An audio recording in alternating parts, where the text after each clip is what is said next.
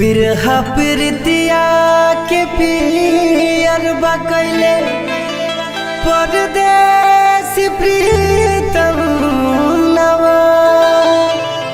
तो पल पल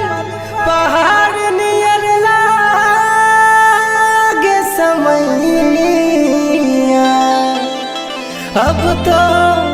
रहेला पिया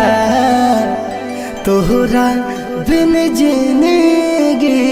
उदास तोहरा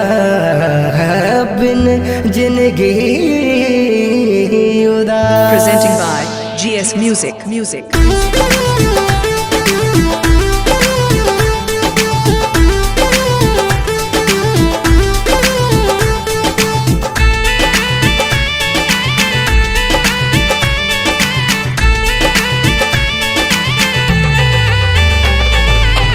चोलिया के बिना लागे दहिया बेकार सैया ले चोलिया के बिना लागे दहिया बेकार सैया ले रह जाऊ ले जाता ने बोकारो बाजार सैया ले जाता ने बोकारो बाजार सैया ले लहंगा के बिना लागे दहिया बेकार सैया ले लहंगा के बिना लागे दहिया बेकार सैया ले रह जाओ ले जहता नी बोकारो बाजार सैया ले जहता नी बोकारो बाजार सैया ले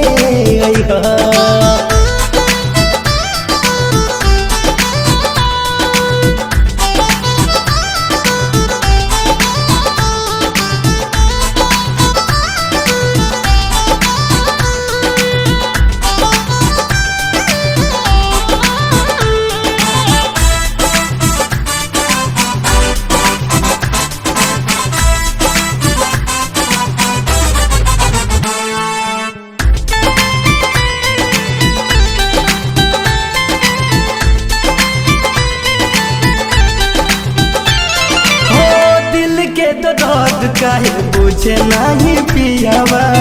बुझे नहीं पियावा हो बुझे नहीं पियावा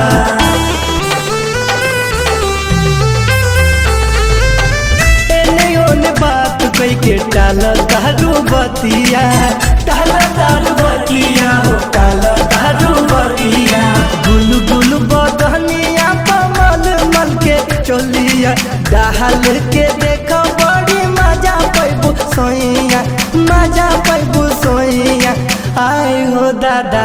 गियर बिना चले गड़िया अरे आए हो दादा गियर बिना चले गड़िया।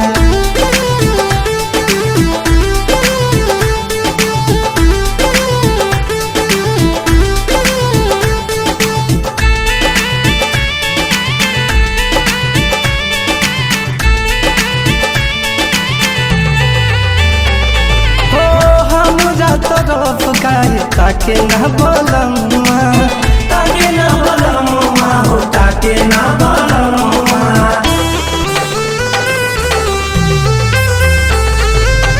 कवन सतनिया पर रहेला दिया नवा